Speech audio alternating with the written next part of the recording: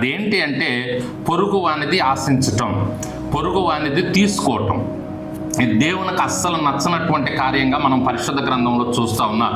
ఆ పొరుగు అనేది ఎవరైనా తీసుకున్నప్పుడు, దోచుకున్నప్పుడు, లేక తీసుకోవటం అంటే మామూలుగా అడిగి తీసుకోవటం వేరు, దౌర్జన్యంతో లేకపోతే వేరే వేరే మోసపూరితమైనటువంటి కార్యాలతో అన్యాయంగా తీసుకోవటం అనేది అసలు దేవునికి నచ్చదు.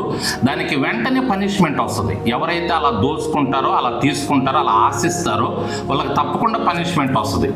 దేవుడు ఇచ్చినటువంటి ఆజ్ఞల్లో ప్రధానమైనటువంటి ఆజ్ఞ, నీ పొరుగు వానిది ఏది ఆశించకూడదు, పూసిక పుల్ల కూడా నీ పొరుగు వానిది ఏది తీసుకోకూడదు అనేది దేవుని యొక్క ఆజ్ఞ. అంటే ఒక చిన్న వస్తువైనా సరే తీసుకోవటానికి దేవుడు ఇష్టపడడు. అన్యాయంగా, మోసపూరితంగా, అక్రమంగా, దౌర్జన్యంగా తీసుకోవటం దేవునికి ఏమాత్రం ఇష్టం ఉండదు.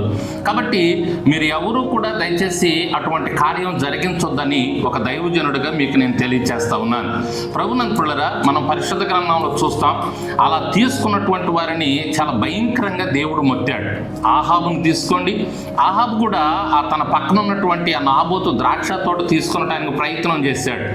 అడిగాడు, అది ఇవ్వలేదు.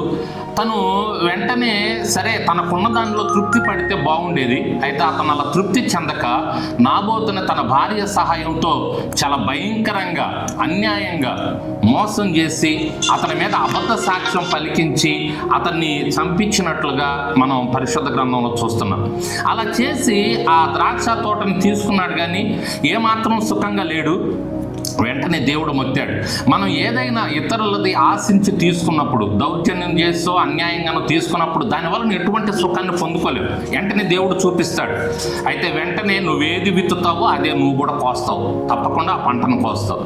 వెంటనే ఎంత భయంకరంగా బాధపడ్డాడంటే ఆహాబు, ఎంత భయంకరమైనటువంటి ఉగ్రత దేవుని దగ్గర నుంచి చూశాడంటే తన రక్తం కుక్కలు నాకని అంట. ఎంత భయంకరమైనటువంటి పరిస్థితితో చూడండి.